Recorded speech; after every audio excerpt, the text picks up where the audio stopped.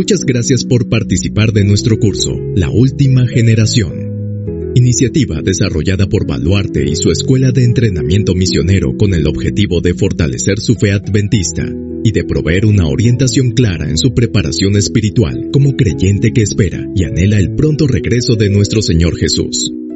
Nuestro deseo y oración es que a través de estas lecciones usted pueda encontrar evidencia sólida basada en la Biblia y el espíritu de profecía, capaz de responder adecuadamente a los desafíos doctrinales de hoy.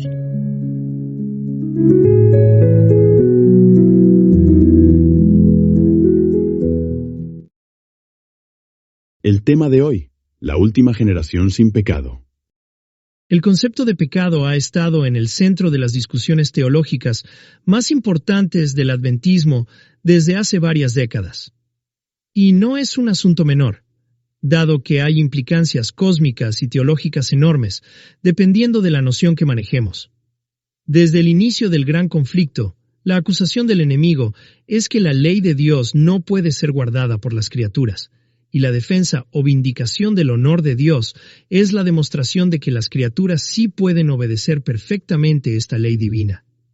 Si el ser humano caído está afectado por el pecado de Adán a tal punto que no puede evitar el pecado ni aun mediante la operación del Espíritu Santo, entonces Satanás tendría razón, y Dios tendría que salvar al hombre sin considerar su obediencia. Pero como hemos dicho, una salvación de esa naturaleza no podría contestar las acusaciones contra Dios y presentaría muchísimas otras dificultades y contradicciones teológicas que además afectarían al creyente en su experiencia espiritual.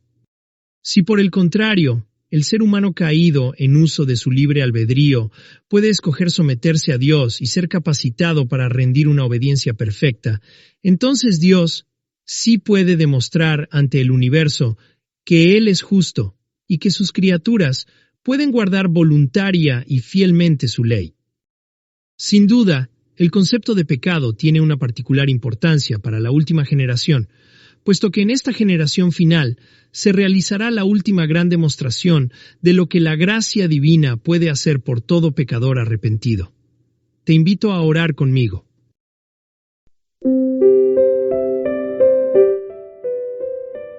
Amado Padre Celestial, nos introduciremos en un tema extremadamente importante, y sabemos que también es un tema complejo de abordar.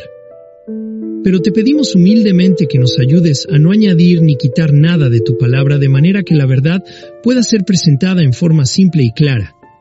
Necesitamos la dirección de tu Santo Espíritu para poder discernir los conceptos con verdadera sabiduría que provenga de ti, y no de las limitadas opiniones humanas que no pueden ver ni entender las realidades espirituales que están en juego. Haznos humildes y sinceros frente a las evidencias. Lo pedimos y agradecemos en el nombre de Cristo Jesús. Amén.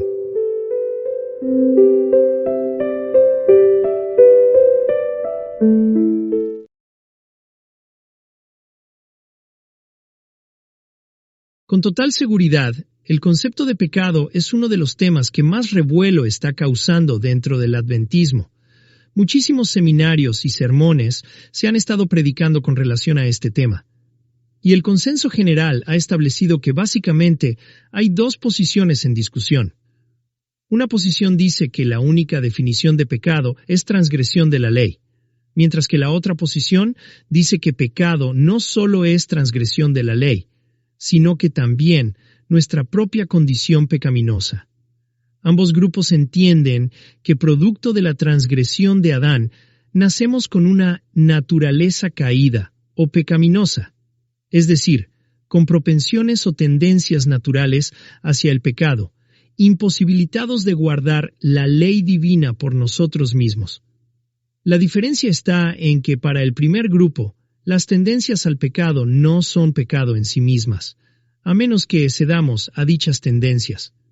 Mientras que para el segundo grupo, el concepto de pecado incluye también las tendencias pecaminosas, y que por el solo hecho de poseer tales tendencias, nacemos como pecadores. Como veremos, esta no es una discusión menor, porque los términos o conceptos que usemos tienen implicancias muy diferentes que afectan vitalmente otras verdades. Por eso aquí debemos hacer una parada, para establecer como base de nuestra discusión que si somos adventistas, debemos respetar los términos, definiciones y categorías usadas en nuestras fuentes inspiradas. Creemos que el primer punto de inflexión que pone a prueba la sinceridad de cualquier adventista es la interpretación que hace el propio espíritu de profecía, al establecer que la única definición de pecado es transgresión de la ley. Dicho sea de paso, la hermana White durante todo su ministerio siempre mantuvo esta posición y lo declaró decenas de veces. A continuación veremos una de las citas más conocidas, pero como hemos dicho, es una de muchas. Nada se enseña con mayor claridad en las Sagradas Escrituras que el hecho de que Dios no fue en nada responsable de la introducción del pecado en el mundo y de que no hubo retención arbitraria de la gracia de Dios, ni error alguno en el gobierno divino que dieran lugar a la rebelión. El pecado es un intruso y no hay razón que pueda explicar su presencia. Es algo misterioso e inexplicable. Excusarlo equivaldría a defenderlo. Si se pudiera encontrar alguna excusa en su favor o señalar la causa de su existencia, dejaría de ser pecado. La única definición del pecado es la que da la palabra de Dios. El pecado es transgresión de la ley. Es la manifestación exterior de un principio en pugna con la gran ley de amor que es el fundamento del gobierno divino. El conflicto de los siglos. Página 484, párrafo 1. Para muchos de nosotros, esta es una verdadera prueba de honestidad. Es difícil poder cuestionar lo categórico y claro de esta cita. Y si alguno alegara que es mejor trabajar con definiciones bíblicas antes que usar una definición del espíritu de profecía, tendría que volver a leer esta cita para darse cuenta de que precisamente lo que hace Ellen White es trabajar con una definición bíblica. Ella cita las Sagradas Escrituras y simplemente coloca el énfasis necesario para que evitemos perder el tiempo con otras definiciones. Normalmente aquí se dejan ver dos clases de adventistas: los que se someten humildemente y de manera inmediata a lo que Dios ha revelado por medio de sus siervos, los profetas, y los que deciden mantener sus propias opiniones personales. Esto tiene profundas implicancias en la vida espiritual. Por ejemplo, es posible que muchos de nosotros hayamos comenzado a estudiar el concepto de pecado después de haber leído unos cuantos autores que dicen que hay muchas definiciones para pecado en la Biblia. Normalmente se suele citar Romanos 14:23, que dice que todo lo que no proviene de fe es pecado, o Santiago 4:17, que dice que pecado es no hacer lo que sabemos que es bueno. La mirada simple sobre estos textos lleva a muchos a creer que ahí se están describiendo otras nociones de pecado. Pero la invitación que el espíritu de profecía nos hace es que entendamos que la única definición de pecado es transgresión de la ley. Por lo tanto, el corazón sincero, en vez de cuestionar una profeta, lo que hará será entender de qué manera estas otras definiciones confirman y complementan la única definición de pecado. Efectivamente, un ejercicio simple demuestra que en cada uno de estos casos, pecado sigue siendo una decisión moral, y no otra cosa. Recientemente tuve oportunidad de leer un autor adventista que, refiriéndose a la declaración de Ellen White, señala sorprendentemente que en realidad ella quizás no quiso decir que era la única definición, sino que la mejor. Pero esto es tergiversar el sentido natural y obvio de las palabras. Si un padre dice que tiene un único hijo, ¿cambiaría nuestra comprensión si reemplazamos único por mejor? Evidentemente sí. Y esto nos obliga a hacer otra parada necesaria. Tanto la Biblia como el espíritu de profecía trabajan con términos cuyo sentido natural y obvio no debe ser distorsionado.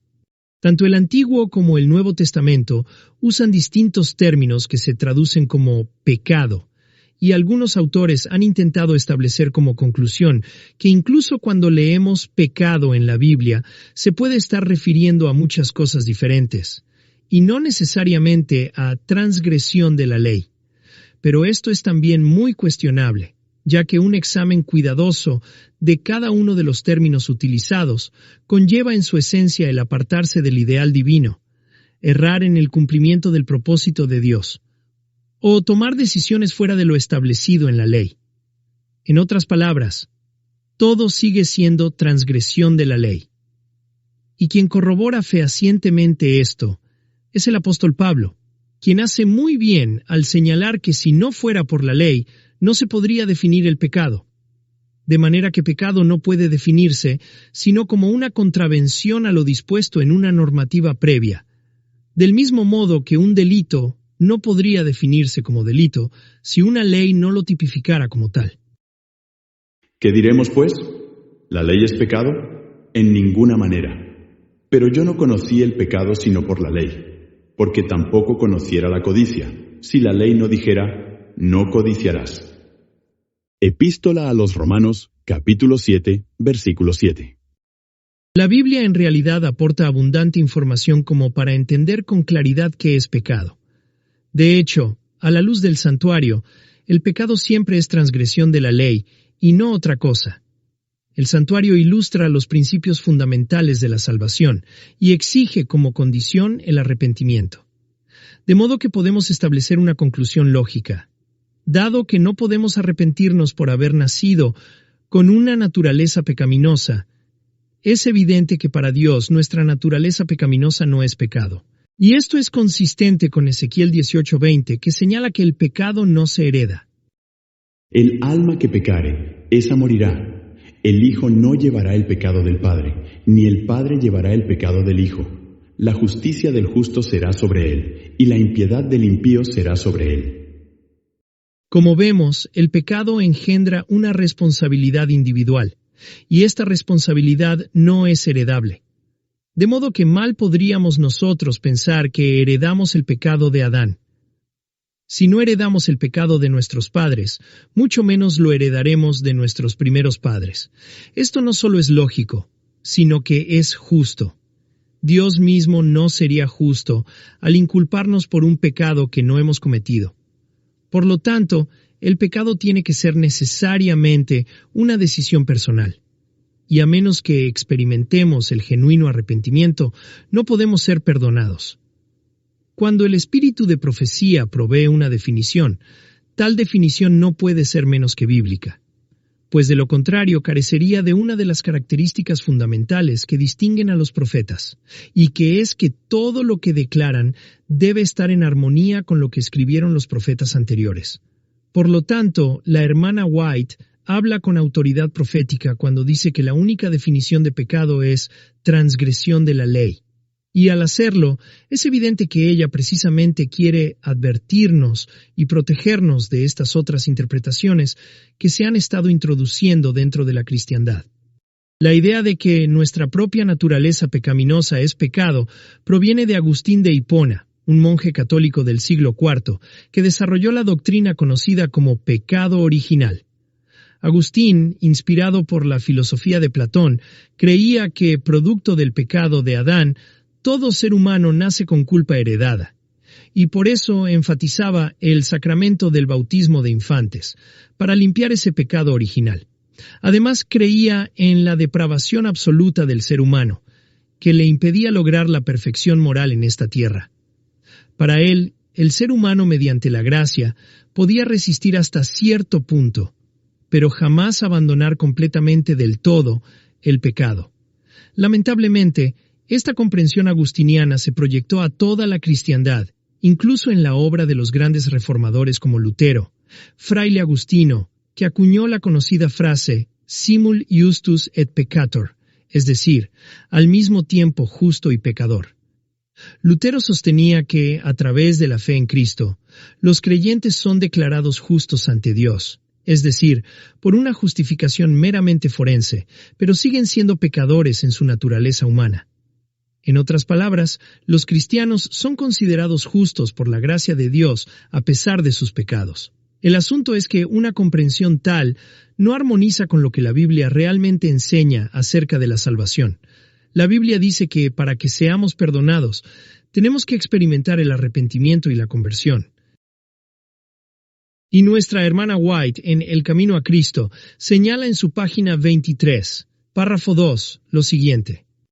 El arrepentimiento comprende tristeza por el pecado y abandono del mismo.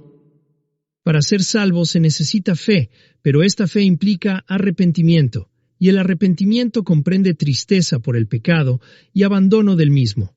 Podemos decir, en otras palabras, que para ser salvos debemos realmente romper con el pecado. Sin renunciar al pecado no podemos recibir el perdón de Dios. Esto demuestra enfáticamente que para Dios el pecado siempre está en el ámbito de nuestro carácter, que es el resultante de nuestras decisiones. Si nuestra propia carne fuera pecado, no podríamos abandonarlo, y tampoco podríamos ser totalmente limpiados de nuestros pecados mediante la confesión y el arrepentimiento, como promete 1 de Juan 1:9. Pero aún más, no podríamos ser juzgados con base en nuestras decisiones. En cambio, por medio de la obra del Espíritu Santo, a todo ser humano se le ha prometido tener victoria sobre las tentaciones y sobre sus defectos de carácter, los que pueden ser diariamente sometidos a Dios, como dice el libro de Santiago. Someteos, pues, a Dios, resistid al diablo, y huirá de vosotros. Epístola de Santiago, capítulo 4, verso 7. Una vez más nos encontramos con el principio de colaboración. Por medio de la sumisión de la voluntad humana a la divina, el ser humano, reconociendo su propia incapacidad y dependiendo enteramente del poder divino, se aferra al brazo del Todopoderoso para lograr lo que es imposible por sí mismo. En su epístola, el apóstol Juan expresa el mismo pensamiento. Todo aquel que permanece en él no peca. Todo aquel que peca no le ha visto ni le ha conocido. Hijitos, nadie os engañe. El que hace justicia es justo, como él es justo. El que practica el pecado es del diablo, porque el diablo peca desde el principio. Para esto apareció el Hijo de Dios, para deshacer las obras del diablo. Todo aquel que es nacido de Dios no practica el pecado, porque la simiente de Dios permanece en él, y no puede pecar, porque es nacido de Dios. Primera de Juan, capítulo 3, versículos 6 al 9. Como vemos, el enfoque bíblico acerca del pecado es bastante claro. No importa que estemos en una naturaleza caída. Por más degradada y afectada que esté nuestra condición, no estamos obligados a pecar. Y esto demuestra que finalmente el pecado es siempre una decisión. Podemos escoger entre ceder a las tentaciones o permanecer en Cristo. Por lo tanto, la idea de que pecamos porque somos pecadores es una excusa barata que naturaliza el pecado y lo justifica. Quienes se afirman en ese sofisma están estableciendo una relación de causalidad entre el pecado y la condición de nacimiento, diciendo que si no tuvieran condición de pecador, no pecarían. Pero ni Adán ni Satanás tuvieron naturalezas pecaminosas, y sin embargo pecaron, lo que demuestra que no se necesita tener una naturaleza pecaminosa para pecar. El punto importante con relación al concepto de pecado y la última generación es que algunos piensan que se está promoviendo la victoria sobre el pecado solo en los que viven en la última etapa de la historia. Sin embargo, si así fuera, la última generación sería salva de una manera diferente a las generaciones anteriores. La realidad es que la condición para ser salvo siempre ha sido la misma: la perfecta obediencia a la ley de Dios. La condición para alcanzar la vida eterna es ahora exactamente la misma de siempre, tal cual era en el paraíso antes de la caída de nuestros primeros padres. La perfecta obediencia a la ley de Dios, la perfecta justicia. Si la vida eterna se concediera con alguna condición inferior a esta, peligraría la felicidad de todo el universo. Se le abriría la puerta al pecado con toda su secuela de dolor y miseria para siempre. El camino a Cristo, página 62, párrafo 1. Efectivamente, en las Escrituras no se impone ninguna condición especial de salvación a una generación por sobre otra. Estar en armonía con la ley es la obra de la conversión a través del Espíritu Santo. Comienza con el arrepentimiento y se prolonga en la vida del creyente a través de la santificación, mediante una entrega y sumisión diaria. De manera que el objetivo de la vida cristiana es encontrarnos permanentemente a cuentas con el Señor a través de una relación salvífica. No pecar es simplemente la consecuencia natural de estar en esta relación salvífica con Cristo. Entonces, ¿por qué pareciera que se coloca tanto énfasis en la condición sin pecado de la última generación? A la luz del gran conflicto, la razón es bastante clara. Para que el gran conflicto pueda concluir, el conflicto no concluirá hasta que Dios presente ante el universo y ante este mundo un último grupo de evidencias de que la ley de Dios sí puede ser cumplida. Al respecto, en diversas citas del espíritu de profecía se señala que, a través de la historia, unos pocos de cada generación vindicaron el honor de Dios. Pero en los días finales, Dios espera preparar un pueblo, un remanente, que aunque sean pocos en relación al resto del mundo, serán significativamente relevantes como para iluminarlo con la gloria de Dios. Hay bastante evidencia que nos muestra que un número significativo de hijos fieles se hará notorio dentro del mundo para manifestar la verdad al mundo, y que esta verdad se hará manifiesta principalmente a través del carácter consagrado de ellos, pues es a través de sus caracteres donde se verá el resultado de lo que la gracia puede hacer por cualquier miembro de la raza humana caída, cuando decide depender de Dios, para vencer sobre el mal como Cristo venció. En Efesios 5, haciendo una comparación entre la relación de un esposo con su esposa, el apóstol Pablo describe lo siguiente. Maridos, amad a vuestras mujeres, así como Cristo amó a la Iglesia, y se entregó a sí mismo por ella, para santificarla, habiéndola purificado en el lavamiento del agua por la palabra, a fin de presentársela a sí mismo, una Iglesia gloriosa, que no tuviese mancha ni arruga ni cosa semejante, sino que fuese santa y sin mancha. Carta a los Efesios capítulo 5, del 25 al 27. El propósito de Dios con su Iglesia siempre ha sido santificarla y presentársela a sí mismo sin mancha ni arruga.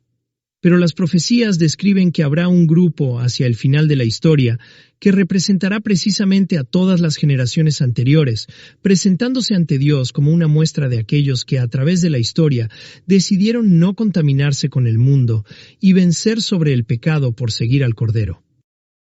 Estos son los que no se contaminaron con mujeres, pues son vírgenes. Estos son los que siguen al Cordero por donde quiera que va. Estos fueron redimidos de entre los hombres, como primicias para Dios y para el Cordero. Y en sus bocas no fue hallada mentira, pues son sin mancha delante del trono de Dios. Apocalipsis 14, versículos 4 y 5. El gran conflicto siempre ha girado en torno a la ley de Dios y al pecado. Los que guardan la ley de Dios no pecan, pues si pecaran no podrían reflejar su carácter. Y Dios ha estado preparando un pueblo que en los días finales vindique su honor. El mensaje del tercer ángel muestra a aquellos santos que guardan los mandamientos de Dios y tienen la fe de Jesús. Ellos honran y glorifican a Dios al permitir que la gracia los convierta en la demostración final de que el pecado es un enemigo vencido. Te invito a orar. Amado Padre Celestial, santificado y glorificado sea tu maravilloso nombre. Te damos gracias por la bendición que nos das de poder crecer en tu palabra. Pero te pedimos humildemente que nos ayudes a desarrollar especialmente una relación salvífica de acuerdo con tu voluntad.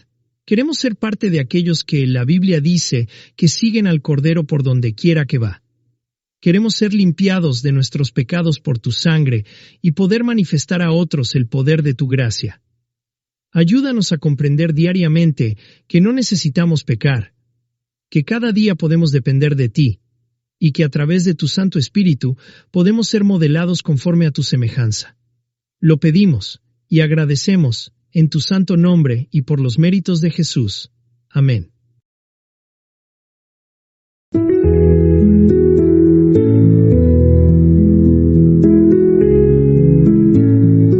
Muchas gracias por participar de nuestro curso, La Última Generación. Iniciativa desarrollada por Baluarte y su Escuela de Entrenamiento Misionero.